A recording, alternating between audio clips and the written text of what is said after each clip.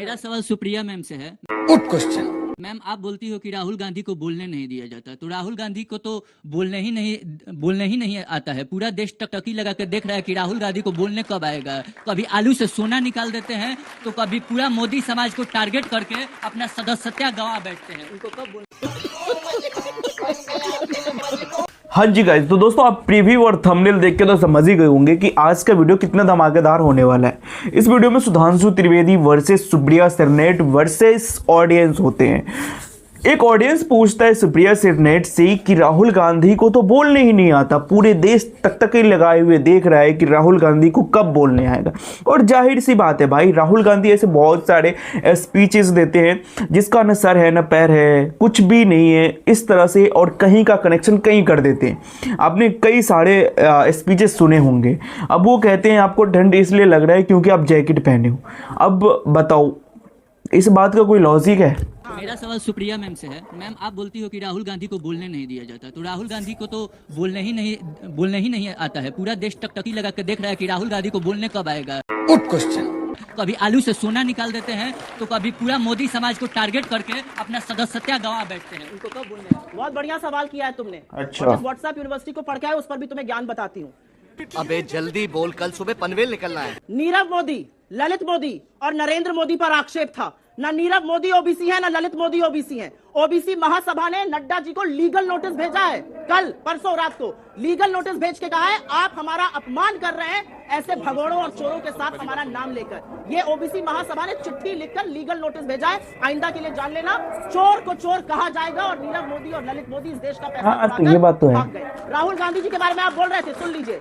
ये जो आलू सोना वाला बयान तुमने व्हाट्सएप पर देखा ना, वो इनके सहकर्मी की काबिलियत थी। क्या बात कर रहे हैं? और सुन लीजिए क्या था वो बयान, मोदी जी ने दिया था। राहुल जी उसको बता रहे थे कि कैसे मोदी जी ने कहा, इन्होंने क्लिप काटी और वो चर्चित कर दिया। मैं आप लोगों से पूछती हूँ एक सवाल, आप लोगों से एक सीधा सवाल पूछती हूँ। आंखें बंद करिए और अमित मालविया का नाम बताइए, क्या आता है? कुछ नहीं आता। और क्या है बीजेपी आईटी सेल? क्या है? फेक न्यूज की सबसे बड़ी फैक्ट्री। उस जगह से निकले हुए फेक न्यूज को, उस जगह से निकले हुए फेक न्यूज को ब्रह्मा का सत्य मत मानिए, क्योंकि वहां से निकली हुई अधिकांश बातें झूठ होती हैं। और ये मैं नहीं कह रही हूं, ये सोशल मीडिया प्लेटफॉर्म्स ने लिखकर कहा है, मैनिपुलेटेड मीडिया। तो जो राहुल गांधी जी का सोना से आलू वाला बयान है वो उनका नहीं है, वो मोदी जी को कोट कर रहे थे जिन्होंने राजकोट में यह बयान दिया था। आपकी जानकारी आज से दुरुस्त हो जाए, आपको छोटा सा जवाब। एक बयान में कोई विवाद नहीं कर सकती हैं। 2019 के चुनाव के समय वो राजस्थान में गए और कांग्रेस के एक बहुत बड़े नेता थे कुंभाराम जी, उनके नाम पर कांग्रेस ने योजना चालू की थी और वो एक नहीं 3 बार बोल गए कि मैं इस सरकार को बधाई देता हूं कि उन्होंने कुंभकर्ण योजना शुरू की थी। अब कोई भारत के बारे में सोच सके कुंभकर्ण के नाम पर? हाँ, इसका तो वीडियो अवेलेबल है, आप दिखाइएगा। अगर कुंभकर्ण योजना नहीं बोला, अरे भाई तथ्य क्या, हम तो कह रहे हैं कुंभकर्ण योजना नहीं बोला था, आपने नहीं बोला। मैं तो सत्य के साथ बोलिए, नहीं बोला था, नहीं बोला था, बोलिए ना, नहीं बोलिए, नहीं बोला था, बोलिए नहीं बोला था, नहीं बोल पाएंगे आप। बदतमीजी से उतर आए तो फोन बदतमीजी नहीं सर, दृष्टिता मैं भी करूंगा। कुंभकर्ण बोला। अच्छा, विश्वेश्वरैया नहीं बोल पाए थे, ये तो सच है। अरे भैया छोड़ दीजिए विश्वेश्वरैया। अरे नीचे पड़ जाते हैं। एक मिनट अंजना जी, नहीं एक मिनट रुक जाइए। इन्होंने बोला थोड़ा मैं भी तो इनकी झूठ का पर्दाफाश करूं। बेटी बचाओ बेटी पढ़ाओ, बेटी बचाओ बेटी पढ़ाओ, बेटी बचाओ बेटी पढ़ाओ नहीं होता था भैया। ये सुन लिया, 140 करोड़ लोग हैं इस देश में, 140 करोड़। उस 140 करोड़ लोगों के देश में 600 करोड़ वोटर मिल जाते हैं मोदी जी को। कबीर, गुरु नानक और विवेकानंद, अलग अलग सदियों में पैदा हुए लोग एक साथ बैठकर चर्चा करते हैं और हर उस जगह जहां मोदी उनका पुराना रिश्ता, वहां से उनका पुराना नाता हो जाता है। ये तो है यार, जिसको हम सपोर्ट कर रहे थे उसके लिए भी कहीं क्रांति कर रहे थे। तो झूठ की दुकान आपकी है, झूठ का पुलिंदा आप रचते हैं, फेक न्यूज की फैक्ट्री आप चलाते हैं। आपके लोग फेक न्यूज के लिए जाने जाते हैं। मुझे इस तरह की बातें मत बताइए। अच्छा, ये इतने बड़े सच्चे हैं, बचाओ बेटी पढ़ाओ, बेटी बचाओ बेटी पढ़ाओ, बड़ी बात कर दी भाई। ये इतने बड़े सच्चे हैं, ये कहते हैं ठंड है नहीं, तो तुम सोच रहे हो इसलिए इतना सच्चा देख देख के कच्चा खा रहे हैं भाई। आप तो इतने सच्चे कि ठंड है नहीं, लोगों की उम्र बढ़ रही है इसलिए ठंडक लग रही है। बादल आ गए तो रडार देख नहीं पाएगा। ये ऐसे उम्र तो राहुल गांधी के 50 के ऊपर हो गई भाई, तथ्यों के मालिक है भैया। मोदी जी कहते हैं बादल आ गए तो रडार नहीं देख पाएगा। और क्या आप लोगों को ठंडक नहीं लग रही है, उम्र बढ़ रही है। ये मेरे नहीं शब्द है, ये आपके आका के हैं, जस्ट फॉर योर इन्फॉर्मेशन। आका आप क्या होते हैं? एक सेकंड त्रिवेदी सर, मेरा सवाल आपसे है कि जहां पर हिंदुस्तान में भारत जोड़ो यात्रा के दौरान राहुल गांधी जी ने इतना ज्यादा हिंदुस्तान राजस्थान में एक दूसरे को जोड़ने की मतलब कोशिश भी की और सब जुड़े भी, सबने देखा सोशल मीडिया पे हर जगह पर। उन्होंने अगर बाहर जाके कोई मानहानि मामलों पे दर्ज हुआ, फिर उन्हें तुरंत ही कि कुछ सालों बाद मतलब केस चला और उनकी पार्लियामेंट मेंबरशिप रद्द कर दी गई। लेकिन बिल्किस बानो का जो मुद्दा है वो कब से चला आ रहा है, लेकिन उसके रेपिस्ट को और हत्यारों को रिहा कर दिया गया, ऐसा क्यों सर? शाबाश बेटा, बहुत बढ़िया। और बीजेपी सरकार ने क्यों सर? बता रहा हूं, देखिए ऐसा हुआ कि राहुल गांधी जी की यात्रा में उन्होंने बहुत लोगों को जोड़ा।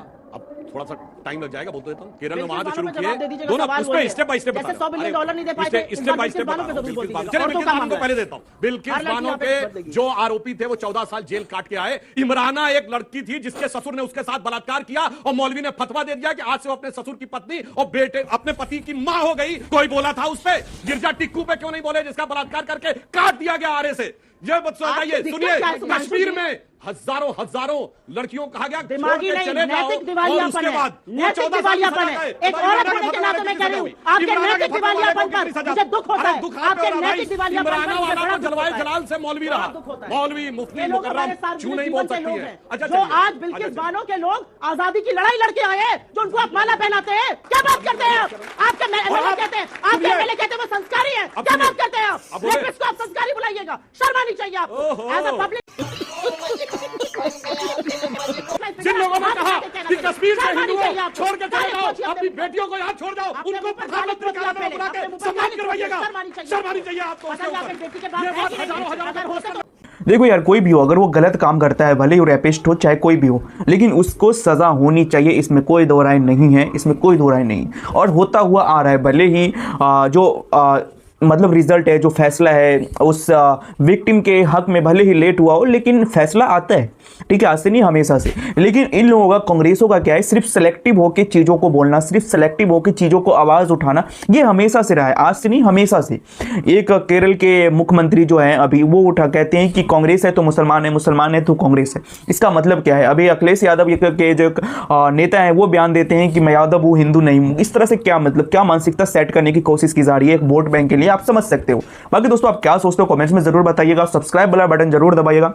मिलेंगे किसी नेक्स्ट वीडियो में, तब तक के लिए बाय बाय। इसका कारण नरेंद्र मोदी।